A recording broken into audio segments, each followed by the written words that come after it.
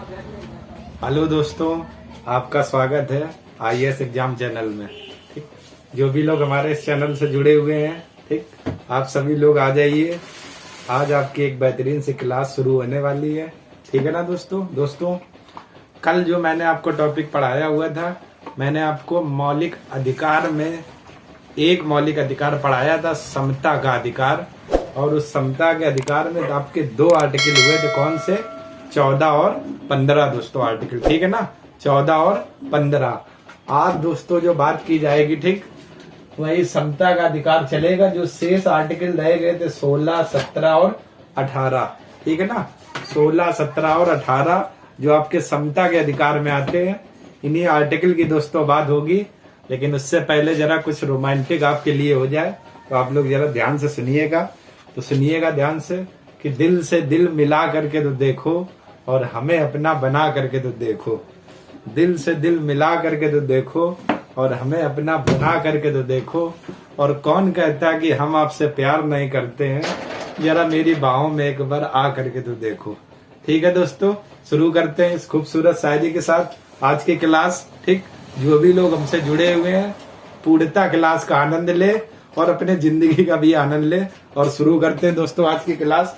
जरा देखिए क्या है दोस्तों। कल मैंने आपको पढ़ाया था समता का अधिकार, दो आर्टिकल बता दिए थे, 14 और 15। और आज दोस्तों बात करेंगे अनुच्छेद 16। ठीक है ना दोस्तों, अनुच्छेद 16 में दोस्तों वर्डिंग देखिए क्या लिखी हुई है। ये एक वर्डिंग है और इसमें ये आपकी वर्डिंग है उपाधियों का अंत। ये आपका आखिरी आर्टिकल है। ठीक, तो 16 में दोस्तों वर्डिंग क्या लिखी हुई है? लोक नियोजन के विषय में अवसर की समता या समानता दोस्तों। ठीक, लोक नियोजन का मतलब क्या हुआ? राज्य के अधीन किसी पद पर, ठीक है ना, राज्य के अधीन किसी पद पर नियोजन अथवा नियुक्ति से संबंधित विषयों में, ठीक है ना, सभी नागरिकों के लिए अवसर की समानता।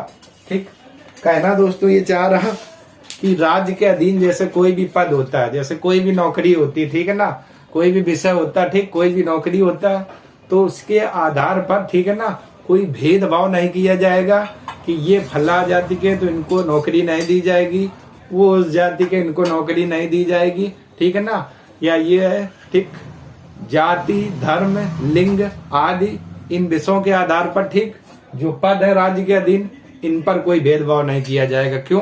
क्योंकि सभी के लिए पद समान है। ठीक, जो व्यक्ति अच्छा करके आएगा, ठीक है ना, और अच्छा खासा उसके पास, ठीक है ना, स्टडी होगी, तो वो व्यक्ति आपका क्या हो जाएगा? इन पद पर, ठीक है ना, आसीन होगा। और इसके लिए उसे सभी नागरिकों के बीच अवसर की क्या समानता प्राप्त है। ठीक, तो वही वर्डिंग लिखी हुई है क्या? राज्य के अधीन किसी पद पर नियोजन या नियुक्ति। ठीक, जैसे राज्य के अंदर में कोई पद या नियुक्ति कुछ भी है, तो इसको लेकर कोई भेदभाव ना किया जाए। अगर कोई व्यक्ति आया, ठीक, अपनी मेहनत से करके आया हुआ है, एग्जाम जो भी क्वालिफाइड किए हुए, ठीक, तो उस पर कोई भेदभाव नहीं किया जाए, उसे नियुक्त किया जाए उस पद के लिए। ठीक, इसके आधार पर कोई भी भेदभाव ना हो, क्योंकि ये सभी नागरिकों के लिए समान है। ठीक है ना दोस्तों, ये आर्टिकल किसमें बात की गई है? 16 आर्टिकल में।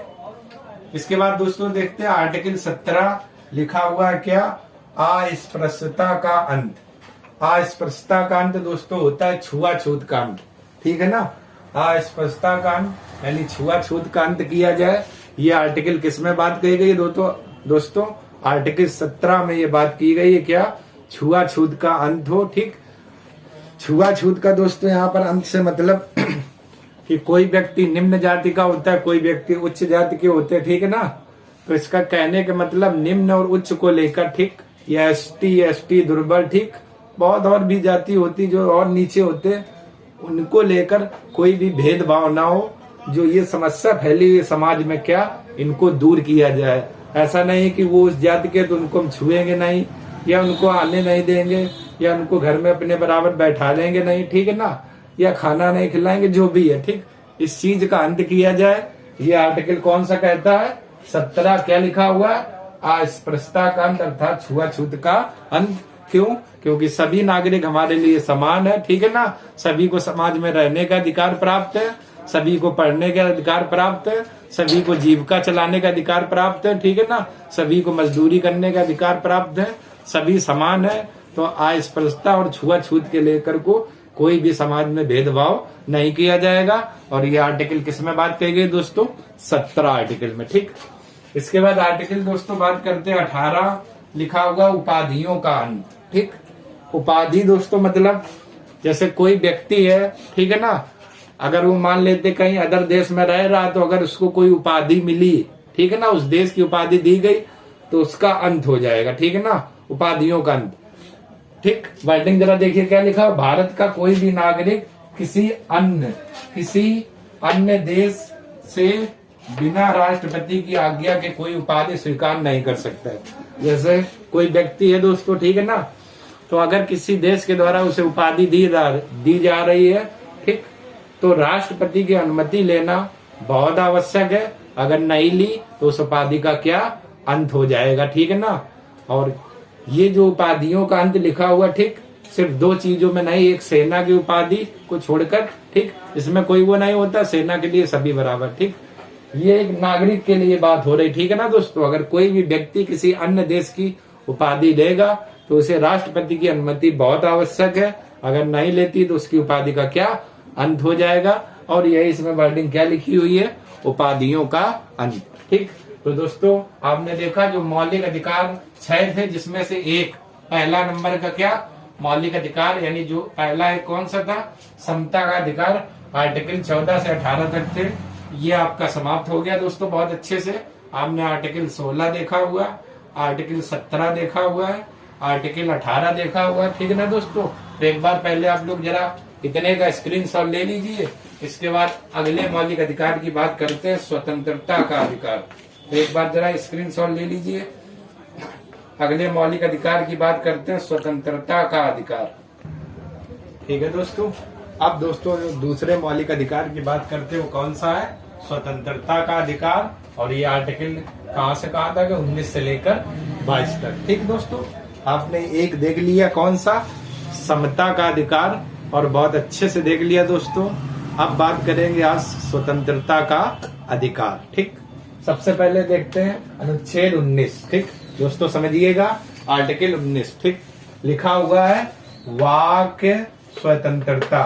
तो वाक का मतलब दोस्तों होता है बोलने की स्वतंत्रता।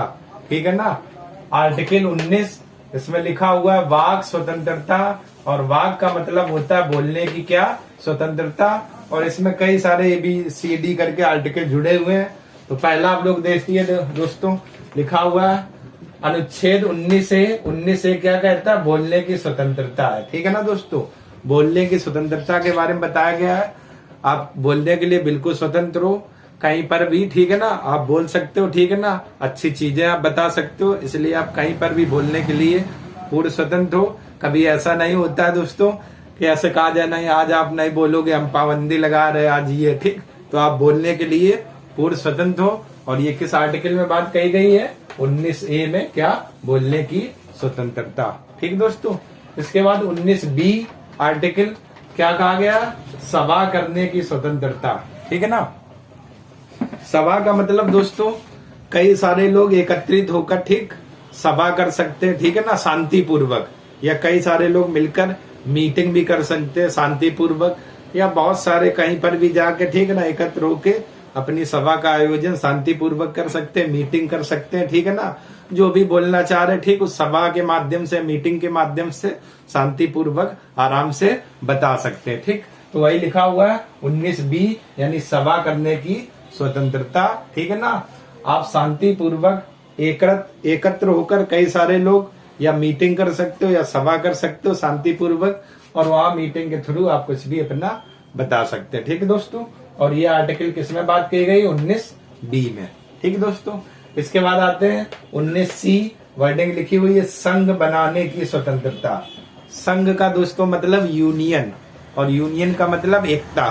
ठीक है ना दोस्तों, एकता कि हम एक हैं। ठीक है ना, 4-5 लोगों ने अपने संघ बनाया कि हम एक हैं। ठीक, और हम उस संघ बना के और हम सब एक होकर काम करने लगे तो हमारा संघ बन गया। तो ये जो संघ बनाने की स्वतंत्रता है, ये किस आर्टिकल में? 19C में।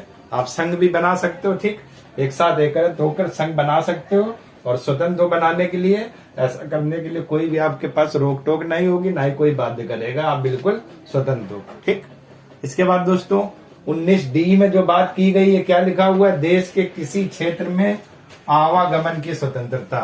कौन सा दोस्तों है, 19D। देखिए जरा ध्यान से दोस्तों, 19D, देश के किसी क्षेत्र में आवागमन की स्वतंत्रता। ठीक, तो दोस्तों आपको पता होगा, ठीक, जब आप लोगों का एग्जाम होता है कहीं पर भी, तो इधर से उधर ट्रांसफर होते हो, उधर से उधर होते हो, या पूरे भारत में आप कहीं पर भी गए हो, क्या कभी ऐसा हुआ है किसी ने आप पर रोक की कि नहीं आप यहाँ नहीं आ सकते हो, इस स्वतंत्रता पर रोक है, हम आपको यहाँ घूमने नहीं देंगे, आप जहाँ से वहां चले जाइए, क्या कभी ऐसा हुआ है? नहीं हुआ है ना।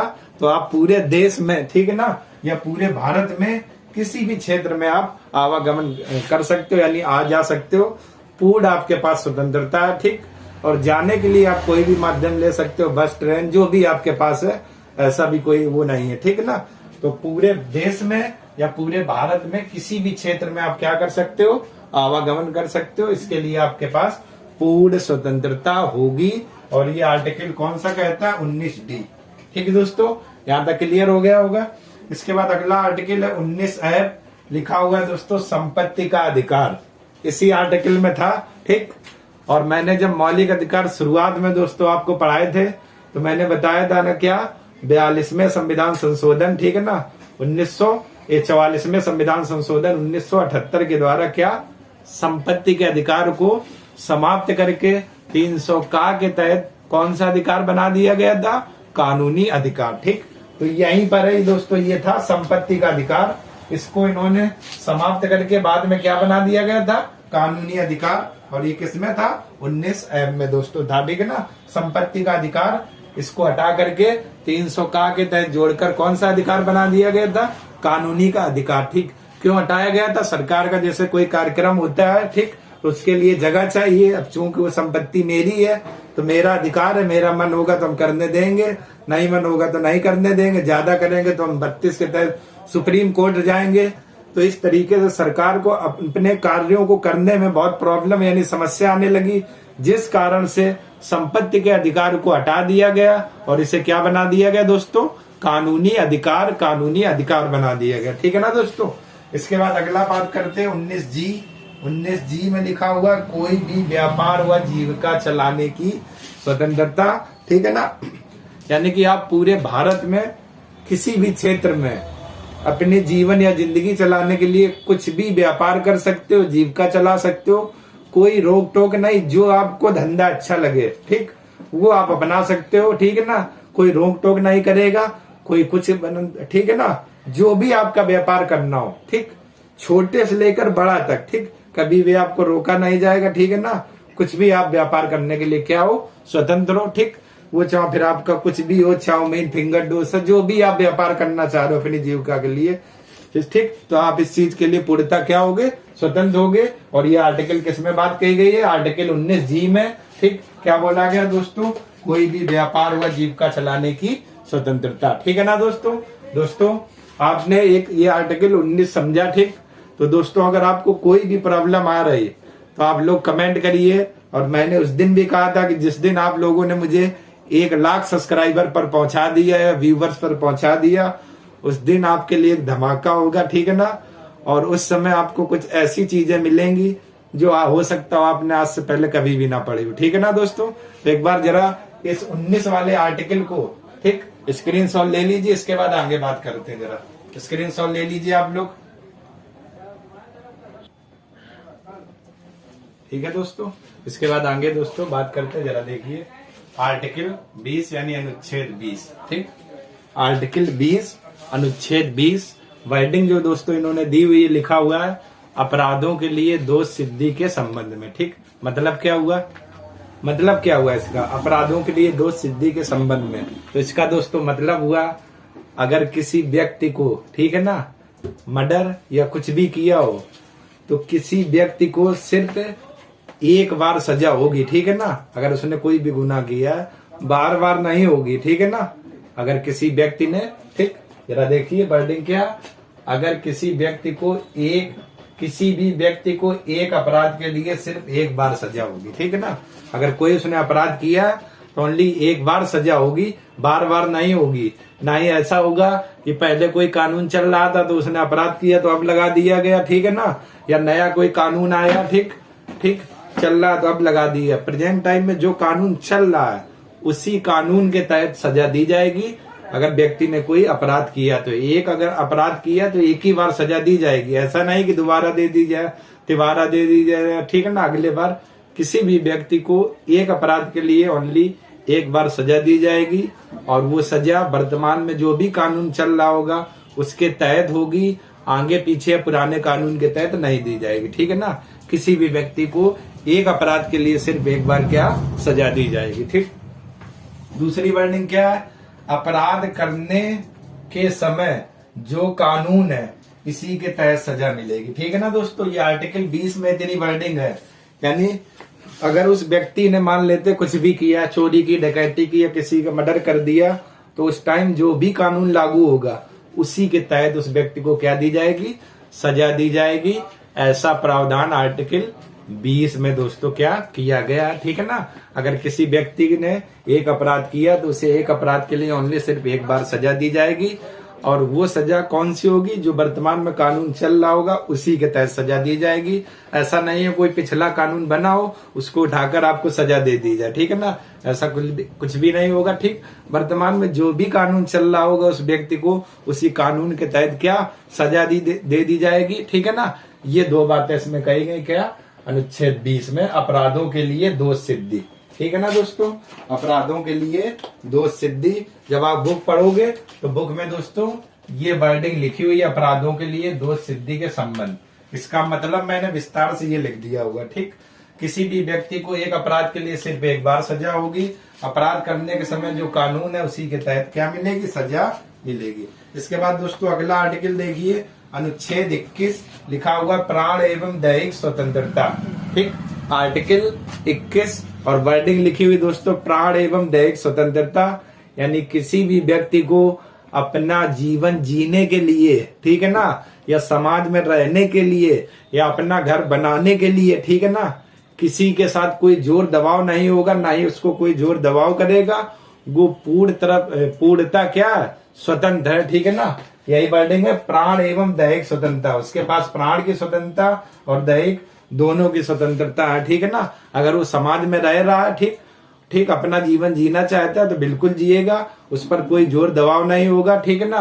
कोई व्यक्ति उस पर कोई दबाव नहीं डालेगा। अगर कोई भी व्यक्ति ऐसा करते हुए पाया जाता है, ठीक, तो वो व्यक्ति अनुच्छेद 32 के तहत कहां पर जा सकता है, सुप्रीम कोर्ट। और आर्टिकल 226 के तहत आपका कहां पर जा सकता है, हाई कोर्ट, ठीक है ना। किसी व्यक्ति को अगर जीवन जीने से, ठीक है ना, बाध्यकारी किया जाएगा, ठीक, तो वो आप कोर्ट की क्या शरण ले सकता है, ठीक है ना। क्योंकि ये जो अधिकार है केवल किसके लिए है, नागरिकों के प्राप्त है। अगर कोई भी व्यक्ति इन अधिकारों का उल्लंघन करता है तो वो व्यक्ति क्या कोर्ट जा सकता है। ये अनुच्छेद 21 में प्राण एवं दैहिक स्वतंत्रता के बारे में कहा गया, ठीक। इसके बाद दोस्तों अगला जो अनुच्छेद लिखा हुआ है 21 का, ठीक, मोस्ट इम्पोर्टेंट, बहुत सवाल पूछा जाता है। RO, ARO, PCS, lower PCS, ठीक है ना, खंड शिक्षा अधिकारी और पीसीएस वालों का दोस्तों ये फेवरेट सवाल है, बहुत आता है।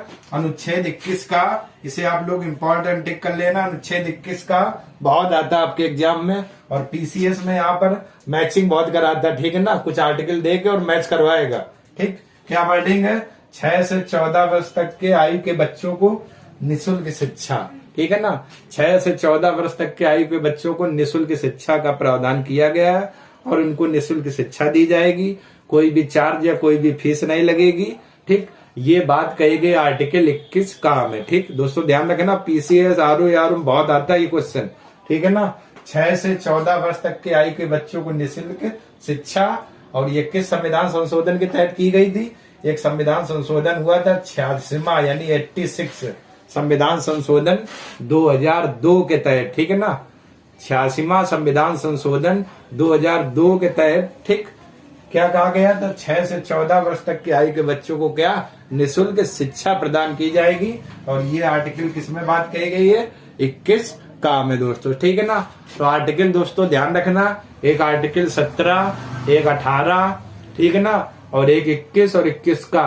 आपके पीसीएस आरओ जितने भी एग्जाम होते लोबर बहुत आता है ये एग्जामों में, ठीक है ना। इनकी मैचिंग कराई जाती है, ठीक। तो दोस्तों आप लोग ध्यान रखना, ठीक है ना, अच्छे से। एक बार जरा इतने का स्क्रीनशॉट ले लीजिए, इसके बाद आगे बात करते हैं। एक बार जरा इतने का स्क्रीनशॉट ले लीजिए, इसके बाद आगे बात करते हैं।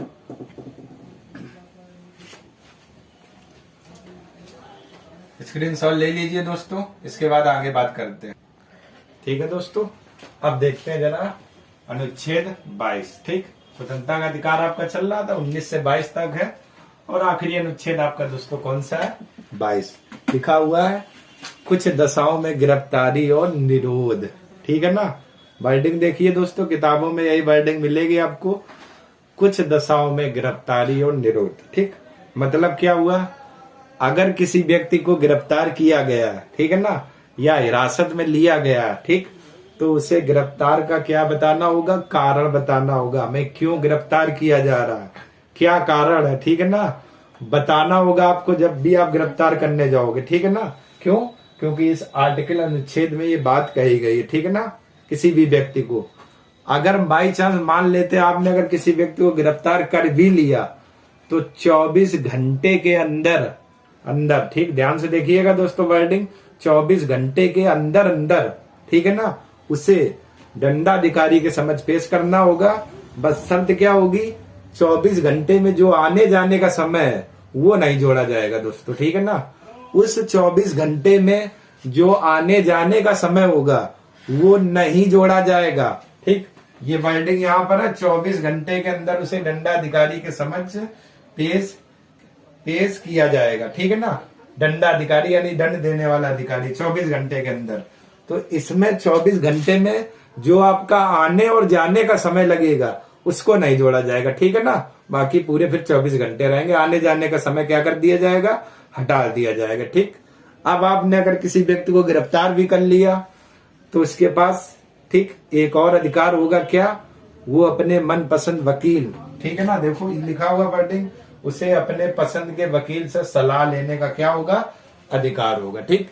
ये 3 है, ठीक है ना, अधिकार है। कौन से? अगर किसी व्यक्ति को गिरफ्तार किया गया, अनुच्छेद 22 में कहा गया है, तो सबसे पहला आपको गिरफ्तारी का कारण बताना होगा, क्यों गिरफ्तार किया गया वो पूछेगा। अगर आप ऐसा नहीं बता पा रहे हो तो वो उसका मौलिक अधिकार है, ठीक है ना, वो सुप्रीम कोर्ट, हाई कोर्ट में भी जा सकता है। अगर गिरफ्तार कर लिया तो दोस्तों 24 घंटे के अंदर उसे कहां पर पेश करना होगा? दंडाधिकारी के समक्ष। उसमें, ठीक है ना, 24 घंटे में आने और जाने का आपका समय नहीं काउंट किया जाएगा या नहीं जोड़ा जाएगा, ठीक है ना दोस्तों, आने जाने का समय नहीं दिया जाएगा। तीसरी शर्त क्या है? उसे अपने मनपसंद वकील से सलाह लेने का क्या अधिकार होगा, ठीक। ये 3 बातें दोस्तों किसमें कही गई हैं? अनुच्छेद 22 में कुछ दशाओं में गिरफ्तारी और निरोध के संबंध में किसी व्यक्ति को हिरासत में लेने का कारण बताया जाएगा, 24 घंटे के अंदर दंडाधिकारी के समक्ष पेश किया जाएगा, उसे अपने पसंद के वकील से सलाह लेने का क्या होगा? अधिकार होगा दोस्तों, ठीक है ना। और भी दोस्तों ये आप लोगों ने देख लिया, ठीक। जब आप लोग इसको पढ़िएगा, ठीक है ना, कहीं पर भी या किताब में भी, तो कोई भी समस्या आती है आप जी भर के कमेंट करिए, पानी पी लीजिए, पानी पी के कमेंट करिए, ठीक। और आपके हम आंसर देने के लिए तुरंत तैयार रहेंगे, कोशिश करेंगे आपकी समस्या का तुरंत समाधान हो, ठीक है ना दोस्तों। तो पहले तो जरा आप लोग इतने का स्क्रीनशॉट ले लीजिए, इसके बाद और भी कुछ बात करते हैं, ठीक है दोस्तों। इसके बाद देखिए अगला जो मौलिक अधिकार है आपका कौन सा है? शोषण के विरुद्ध अधिकार, और आर्टिकल 23 और 24, ठीक है ना दोस्तों। आर्टिकल 23-24, जिसमें से जो आर्टिकल 24 है दोस्तों बहुत आता है आपके एग्जाम में, इम्पोर्टेंट, टिक कर लेना, बहुत पूछा जाता है, लोबर, आरओ, एआरओ, पीसीएस, ठीक है ना, खंड शिक्षा अधिकारी, जीआईसी प्रवक्ता, ठीक, इन सारे जो भी एग्जाम होते हैं आर्टिकल 24 बहुत पूछा जाता है। तो सबसे पहले दोस्तों बात कर लेते हैं आर्टिकल 23 की। तो जरा देखिए आर्टिकल 23 क्या है, क्या लिखा होगा? मानव के दुर्व्यापार और बलाश्रम का प्रतिषेध, ठीक। प्रतिषेध का मतलब दोस्तों होता है रोकना, ठीक है ना। प्रतिषेध का मतलब होता है दोस्तों रोकना, ठीक है ना। अगर आर्टिकल 23 में कहा गया अगर मानव किसी के साथ दुर्व्यवहार करता है, ठीक है ना, बलाश्रम मतलब आप समझते होगे सीधी सीधी भाषा में बलात्कार, ठीक है ना दोस्तों, ठीक है ना, अपने बल का प्रयोग करता है, बलाश्रम करता है, ठीक है ना, तो उसके तहत क्या हो जाएगा, ठीक, इसका क्या अंत किया जाएगा, इसे रोका जाएगा, ठीक, क्यों, क्योंकि ये जो अधिकार है ये मौलिक अधिकार है और ये नागरिकों को प्रदान किए गए। अगर ऐसा कोई भी नागरिक, ठीक है ना, दुर्व्यवहार और बलाश्रम का कार्य करता है, ठीक है ना, तो उसे सुप्रीम कोर्ट या हाई कोर्ट के तहत क्या किया जाएगा, दंडित किया जाएगा, या आप सुप्रीम कोर्ट या हाई कोर्ट क्या कर सकते हो, जा सकते हो, ठीक है ना, मानो, ठीक, तो मानो के दुर्व्यवहार, ठीक है ना, और बलाश्रम का प्रतिषेध, ठीक है ना, रोकना, ठीक है ना, ऐसा नहीं कोई भी हो तो जबरदस्ती दुर्व्यवहार बलाश्रम करते ही चले जा रहे, कोई रोक टोक नहीं, ना कोई रोकने वाला, जो मना रहा कर रहे, ठीक है ना, ऐसा नहीं होगा, ठीक, उसे रोका जाएगा, ठीक है ना। और ये आर्टिकल किसमें 23 में बात कही गई, ठीक दोस्तों, आर्टिकल 23 में क्या बात कही गई, ठीक। इसके बाद बात करते हैं आर्टिकल 24, लिखा हुआ है बालकों के नियोजन का प्रतिषेध, ठीक, बालकों के नियोजन का प्रतिषेध मतलब क्या हुआ, 14 वर्ष से कम आयु के जो बच्चे हैं, ठीक है ना, 14 वर्ष से कम आयु के जो बच्चे हैं, तो किसी बच्चे को, ठीक, कारखानों या अन्य किसी जोखिम भरे काम पर नियुक्त नहीं किया जा सकता, ठीक। आर्टिकल 24 में कहा गया है बालकों के नियोजन पर प्रतिषेध मतलब 14 वर्ष के जो कम आयु के बच्चे हैं, तो ठीक है ना तो आप उसे कारखानों में ले जा सकते हो, ना ही कोई भी अन्य जोखिम भरा काम करवाने के लिए ले जा सकते हो, ठीक है ना। अगर ऐसा आप लोग करते हो, ठीक, तो आपको दंड दिया जाएगा सुप्रीम कोर्ट और हाई कोर्ट के तहत, ठीक है ना। क्यों, क्योंकि इस आर्टिकल 24 में ये बात कही गई, ठीक है ना, तभी तो ये लिखा हुआ शोषण के विरुद्ध अधिकार, यानी शोषण को रोकना है, ठीक है ना, वर्डिंग देखिए, शोषण के विरुद्ध अधिकार, ठीक है ना। जैसे मानो किसी का शोषण कर रहा, बलात्श्रम कर रहा, तो हमें क्या होगा, रोकना होगा उसे, प्रतिषेध मतलब रोकना होगा। और वही दोस्तों आर्टिकल 24 में बात कही गई, ठीक है ना, कि बालकों के नियोजन का प्रतिषेध, यानी 14 वर्ष के अगर कम आयु के बच्चे जबरदस्ती कहीं कारखाने में या कहीं अन्य जोखिम भरे काम कर रहे हैं, तो उनको हमें तुरंत क्या होगा, रोकना होगा, ठीक है ना, मौलिक अधिकार है। और ये आर्टिकल किस में बात कही गई है, 24 में कही गई, ठीक है ना दोस्तों। वर्डिंग देखिए, ये तो लिखा हुआ शोषण के विरुद्ध अधिकार, आर्टिकल 23 से 24, ठीक। तो पहला आपका ये है कि मानव के दुर्व्यापार और बलात्श्रम पर प्रतिषेध, दूसरा आपका दिया गया बालकों के नियोजन का प्रतिषेध, ठीक है ना। बालकों के नियोजन के दोस्तों प्रतिषेध से मतलब होता है 14 वर्ष के कम आयु के बच्चों को आप कारखानों या अन्य किसी जोखिम भरे पर कार्यों पर नियुक्त नहीं कर सकते। अगर ऐसा करोगे तो आपको क्या किया जाएगा, दंडित किया जाएगा, ठीक है ना दोस्तों। तो एक बार जरा इतने का आप लोग स्क्रीनशॉट ले लीजिए, जरा एक बार इतने का स्क्रीनशॉट ले लीजिए, ठीक है दोस्तों, एक बार जरा इतने का स्क्रीनशॉट ले लीजिए, ठीक है दोस्तों। तो दोस्तों आज की क्लास यहीं तक रखते हैं, कल और आगे बात करेंगे। 3 मौलिक अधिकार बचे हुए हैं, कौन कौन से हैं, ठीक है ना। अगर दोस्तों ये आपको वीडियो पसंद आ रहा है तो आप लोग लाइक करें, शेयर करें, ठीक है ना, और ज्यादा से ज्यादा आप लोग कमेंट किया करो, ठीक, ताकि हमें भी पता चलेगा, ठीक है ना, क्या मैं पढ़ा रहा हूँ और आप हमसे इंटरेस्टेड हैं कि नहीं है, ठीक, और तभी मैं आपके आंसर को दे पाऊंगा, ठीक है ना, क्लियरिटी, ठीक। तो बहुत ज्यादा से ज्यादा आप लोग कमेंट करिए, लाइक करें, शेयर करिए, ठीक है ना।